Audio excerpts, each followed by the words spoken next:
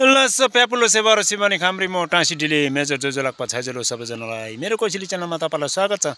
Welcome back to my YouTube channel. तपाईँले माया साथ सपोर्ट दिनुभएको छ, तपाईँलाई धेरै धेरै धन्यवाद दिँदै आजको सेड्युल पनि सुरु है।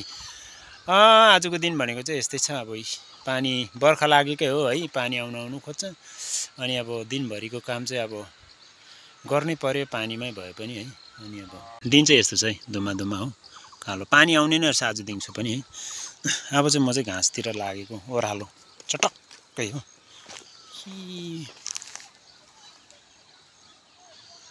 यस्तो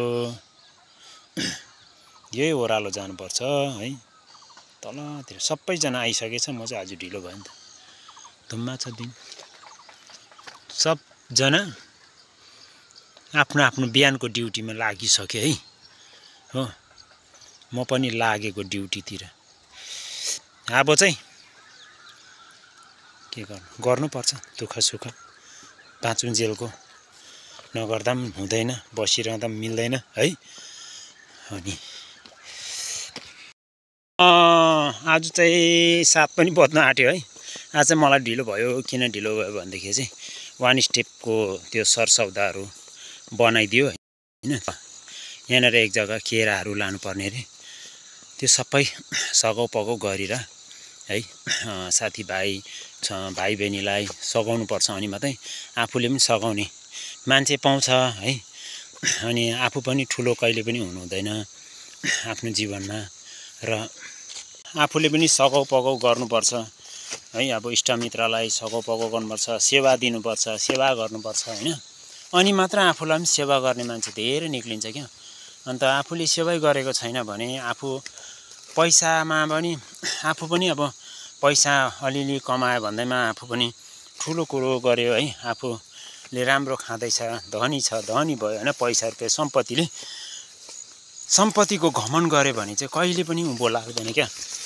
उसले मान्छे पाउँदैन, इष्टमित्र पाउँदैन है। अनि अब सम्पत्तिको घमण्ड चाहिँ कहिले नगर्नु होइन। अनि अब त्यसले गर्दा चाहिँ सम्पत्तिको घमण्ड गरेन भने चाहिँ हामीले इष्टमित्र चाहिँ धेरै पाइन्छ, र जहाँ पनि हामीलाई अनि अब साथ सपोर्ट दिने चाहिँ धेरै नै हुन्छ। हामीले पनि धेरै साथ सपोर्ट दिएर बाँच्नुपर्छ जिन्दगीमा, अनि मात्र हाम्रो नाम बस्छ है।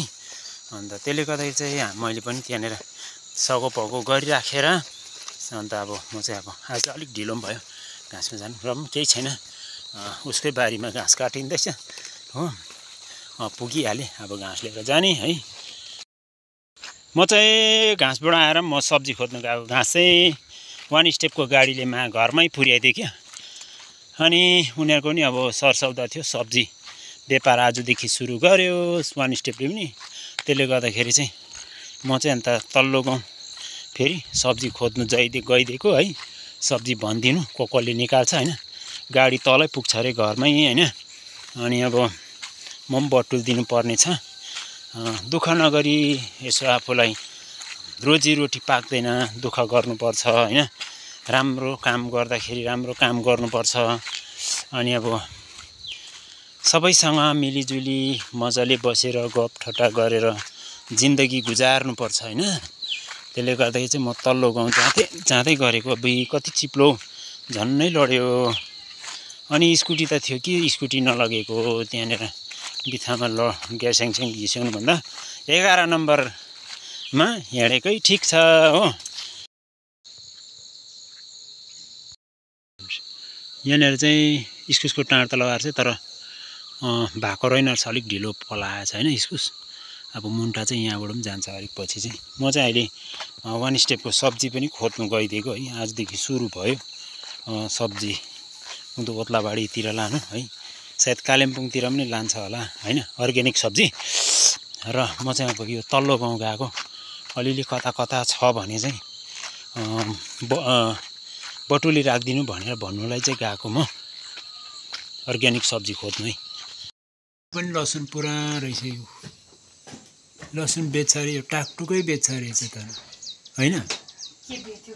टाकटुक बेच्दैन यो लसुनको मालिक चाहिँ यहाँ छ। कहाँ ठुल्ठुलो खालको प्याज चाहिँ हेर्नु नि, यो चाहिँ मोमो खाने प्याज चाहिँ यस्तो यसरी फल्दैन प्याजै बाफ्रे हेर यो कत्रो गयो यो कत्रो प्याज फेरि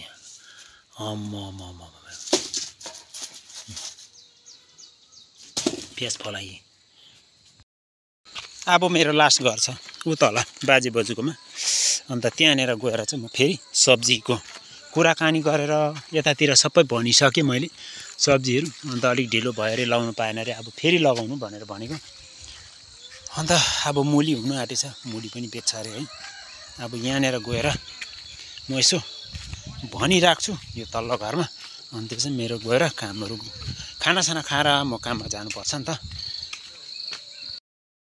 पानी आयो आज चाहिँ पानी आयो गजबको पानी आयो बिहानको ड्युटी मेरो बिहानको गाई गोठको धन्दा सकेर पनि म घाँसमा हिँडेको पानी चाहिँ आइरहेछ हो अन्त अब जत्रै पानी आयो पनि बिहानको काम त गर्नै पर्यो है गाईलाई घाँस पुरा त गर्नै पर्यो अनि दिउँसोको काम गर्नुपर्छ पानी आयो भने त गर्दैन हैन दिउँसोको काम चाहिँ अन्त हरियाली छ है अहिले चाहिँ अब यो ओह्रालो अब जुगा लाग्छ फेरि तल जुगा लाग्छ ठुल्ठुलो जुगा लाग्छ सिँगारे फेरि यो पानी आयो भने चाहिँ क्या बहुत होसियारी साथ जानुपर्छ नभए चाहिँ त्यसले जुगाले खायो भने चाहिँ खुन अडिँदैन विशेष गरेर चाहिँ हैन खानु त खाए केही छैन तर खुन चाहिँ गएकै गर्छ त्यसले गर्दा चाहिँ म चाहिँ अब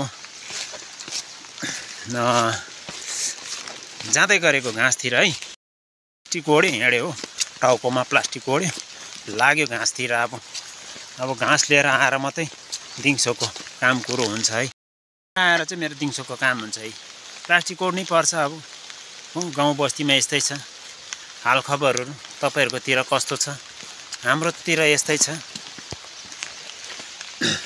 तपाईहरु कस्तो हुनुहुन्छ सन्चो सुविधा हामी त्यस्तै जाति कुशलै छौं है एउटा गीतले भन्छ चिठी लेख है माया ज्यानलाई कस्तो छ भनेर एउटा गीत छ सपनी नराम्रो देख्दैछु म त सन्चै छु चिठी लेख है माया ज्यानलाई कस्तो छ भनेर हामी पहिला उहिले गीत गाउँथ्यौं है दामी गीत छ यो है उहिले चिठी लेख्ने जमानामा है प्यारीहरुलाई पनि चिठी लेख्ने जमाना थियो त्यति बेला हैन अहिले चाहिँ अब फोनमा छ है फेसबुकमा छ युट्युबमा छ यो यहाँनिर चाहिँ एउटा पोस्ट बस्ने भयो त्यहाँ एउटा 10 फुटमा पोस्ट बस्ने भयो है अनि अब त्यसले गर्दा चाहिँ अहिले आज चाहिँ म सुरु गर्ने काम हाम्रो काम सुरु चाहिँ भयो झनै 1:30 बजीतिर किनभने मिस्त्रीले नापजोक सब गरिराखेर हिँडिदिएको छ है मिस्त्री र अब चाहिँ म खनाई सुरु गर्ने मेरो हलको पोस्ट